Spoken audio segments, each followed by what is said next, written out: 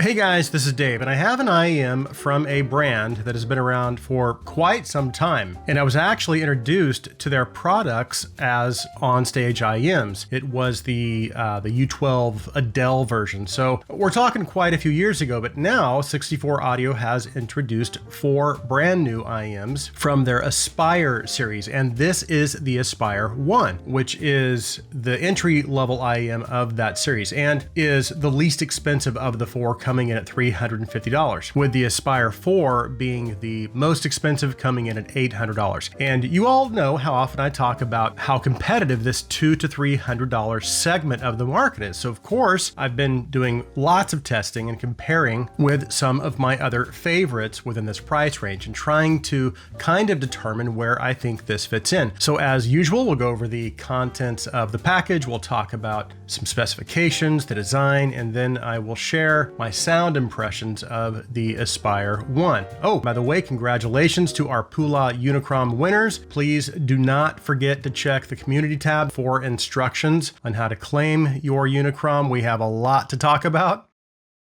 So let's get started.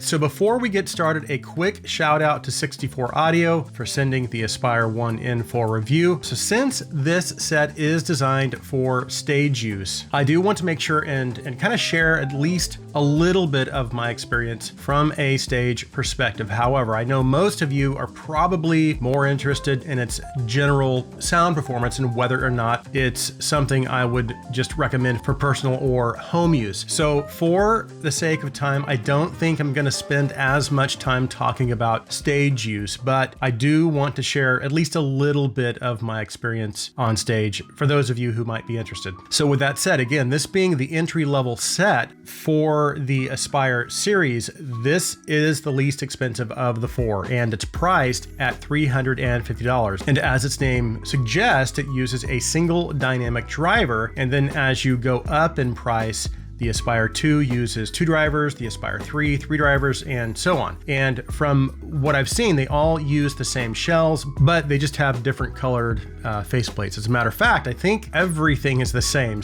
case, same cable, and the same accessories. Speaking of accessories, this is what's included in the box. You've got the IEMs and cable, of course. You've got a pretty nice protective case. It's also a good size, a really good selection of ear tips, a cleaning tool, a headphone adapter, a shirt or cable clip, and then a sticker. The faceplate design is pretty simple. It is very minimal and straightforward, and I guess I would just say that while I do understand the minimal approach they took for stage use, when compared with other IEMs in this price range, it does seem to be a little too minimalistic in my opinion. The shell is what I think to be resin or plastic, and it does have a metal nozzle. It's very lightweight, but it also does seem pretty robust as well. Fit and comfort are good, at least for my ears. I do wish I could have gotten a little bit of a deeper fit, but I was still able to achieve a pretty good sill with the supplied large tips. And while its isolation wasn't the best that I've tried while playing drums, it is adequate. Of course, for other musicians or vocalists who maybe aren't in as close proximity to a drum set, its isolation would probably be a little better. And I also feel like the fit was secure as well, although I did have to make maybe a few adjustments here and there while playing, but that is kind of normal because I do move around a lot when I play, and it wasn't anything that was like too distracting. In terms of build quality, while on stage, it's held up pretty well so far, although of course, only time will tell. My guess is though it should hold up fine as long as you do take kind of common sense precautions like I do with all of my stage sets. And that goes for the cable as well. Although I do feel like the cable is maybe a little on the thin side. I've definitely seen nicer cables at this price point. And again, this is the same cable that is paired with all of the other sets, including the $800 Aspire 4. Again, my guess is if you're careful, it should hold up okay, but there's no question, again, there are nicer cables out there for this price point. I also noticed that this uses IPX connectors at the earpiece. The connection itself does seem to be pretty solid and pretty tight. And some of you might like that the connector swivels as well. It does help a little bit with fit. So I should state that obviously things that might be important to consider for stage use may not be as crucial for home use. Of course, if you are planning on taking these out and about on public transit, or if you're flying, or if you just have loud kids at home, then isolation might be important for you. And I would say these are about average. They isolate well enough so that when I'm at home listening to my music, I don't hear a lot of what's going on around me. And they're pretty comparable probably to most average sets out there. Not the best isolation, not the worst isolation. Now, as far as the build quality and how they might hold up with just normal use at home, again, these are probably going to take a lot more abuse on stage than they would at home. And my guess is, while there are better sets out there in this price range as far as the cable and just its general build quality, like the Volume S, Performer 8, or even the 5+2, and lots of others, I don't really anticipate the cable or anything else really giving you a whole lot of problems as long as you, again, take common sense precautions. Point being is, though, the rules are a little bit different for stage use, but I think these should hold up all right either way, on stage or at home. Okay, let's go ahead and move on to sound.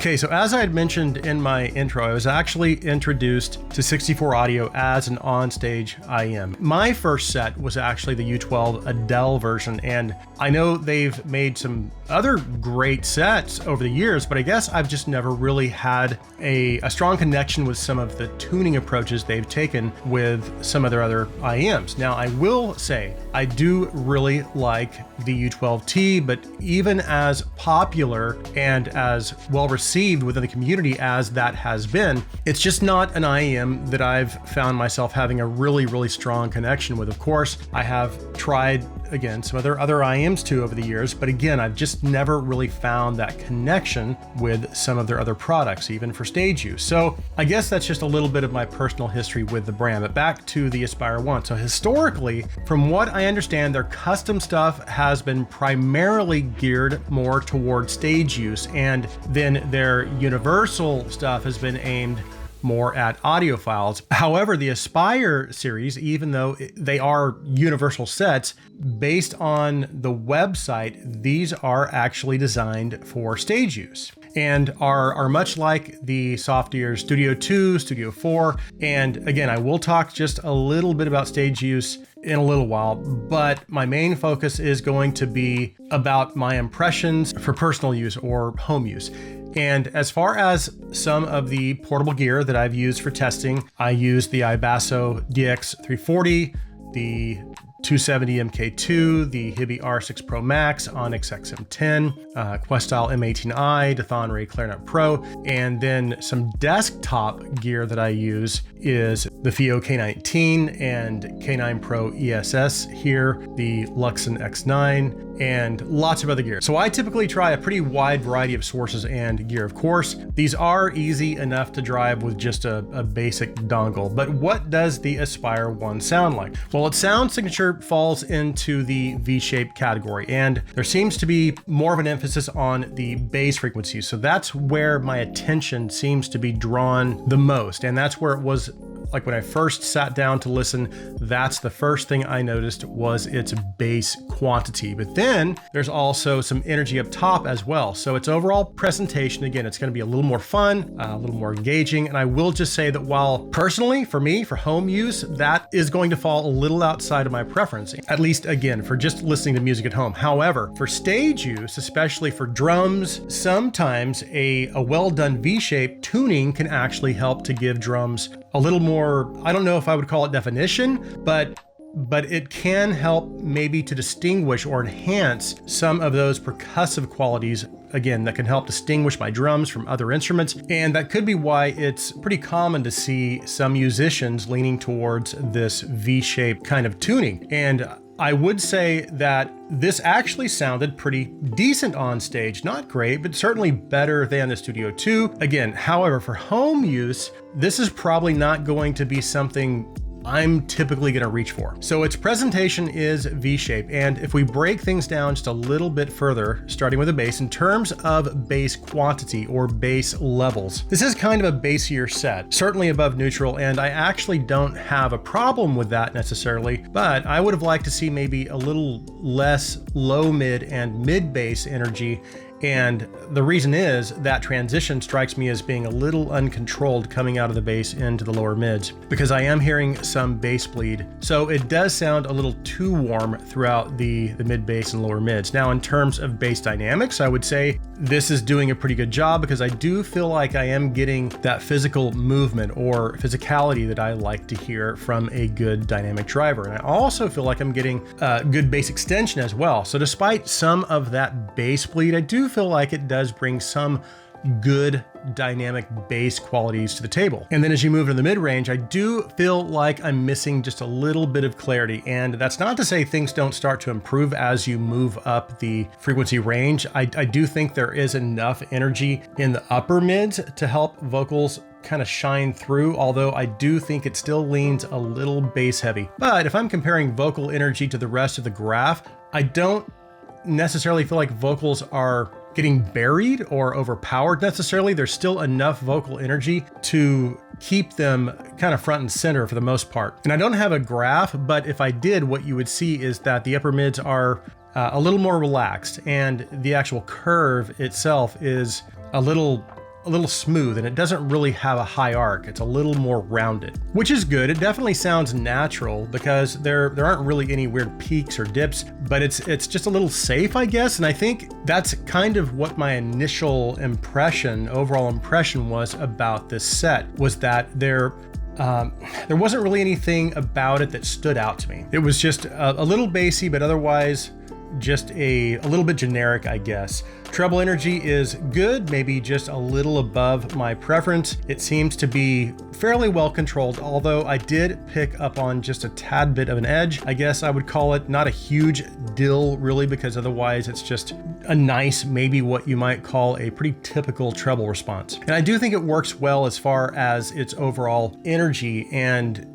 its cohesiveness with the upper mid-range. And I also feel like it's doing a good job at rendering cymbals naturally, and I also feel like I'm getting nice levels of upper treble energy, which means it's going to bring some of those airy qualities out in recordings. And as far as technical performance, it's pretty good. Detail levels are maybe about average. I don't think they're quite the levels of some of the better IEMs within this price range, like the Pilgrim Studio 4 Volume S, but still what I would consider to be at least good and worth the asking price, just not the best. And for stage use, technical performance is pretty important as well, at least for me, because good instrument separation, layering, details, all of those can help to distinguish different instruments, different vocalists, and trust me, there's nothing worse than having a muddy mess of a mix when you're on stage. And the Aspire One did a good job of giving me that separation and detail. And again, not the best, but still certainly more than adequate. Now, as far as comparisons, I've got some of my favorites in this price range on my desk. We'll start with the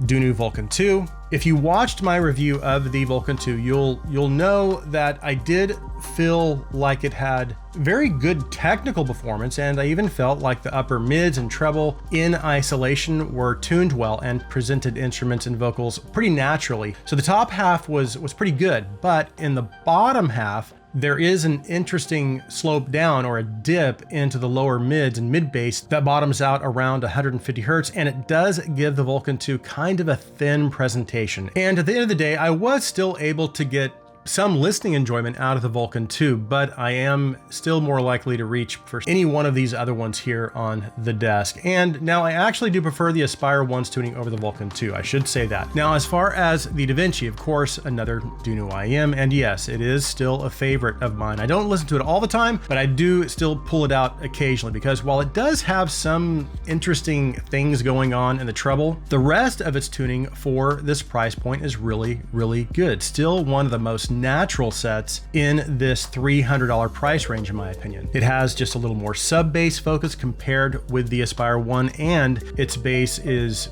just more controlled coming out of the bass into the lower mid-range. There is still some warmth, but somehow they've managed to keep it clean in that transition, so it doesn't have the bass bleed that the Aspire 1 has. Plus, its mid-range is just a little cleaner in general, in my opinion. And again, I do think the DaVinci could still use more treble energy, but even then, compared to the Aspire 1, I still prefer the treble presentation of the DaVinci over the Aspire 1. And I apologize if I sound like I'm rushing through this, I just need to hurry. So I'm gonna go ahead and jump ahead to a comparison with my personal favorite IEM in this price range, the Volume S. Again, the Volume S has a tuning dial, and I'm not a huge fan of the high impedance tuning option because it's too bass light and basically just too mid forward. But in low impedance mode, it corrects that and it gets that balance back between the upper mid energy and the bass energy. And in that tuning mode, like the DaVinci, it becomes one of the most, if not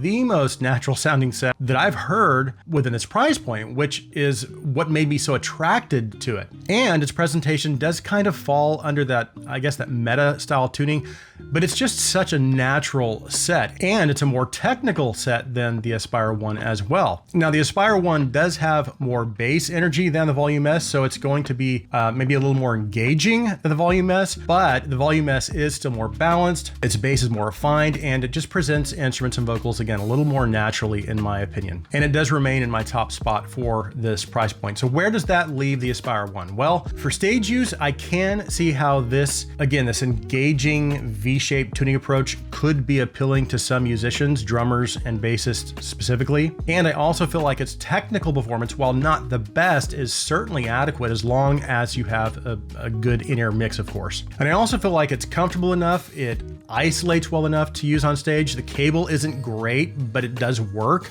However, all that said, I am still more likely to reach for probably any one of these sets over the Aspire 1 for stage use, if I'm being honest. And again, I do acknowledge that there are probably musicians out there that might find the Aspire 1 to be more engaging. So there will likely be those musicians out there that might find that connection with the Aspire 1 and might find it perfectly fine and adequate for stage use. And then finally, as far as using this at home for home use, honestly, it's not that bad. It's not a bad set at all. And again, it does have those engaging and fun characteristics, but for me, and maybe for you, if your tuning preferences align with mine, I'm more likely to reach for almost any one of these other sets, again, with the exception of the Vulcan 2. And even sets like the Performer 8 and 5+2, the Alba, are probably, again, those are going to come a little closer to my preference. So anyway, I hope that gives you some kind of idea where I stand with the Aspire One. 64 Audio, again, thank you so much for providing this review unit. Hopefully I can get my hands on some of the other sets in this series because I would love to compare them. In any case,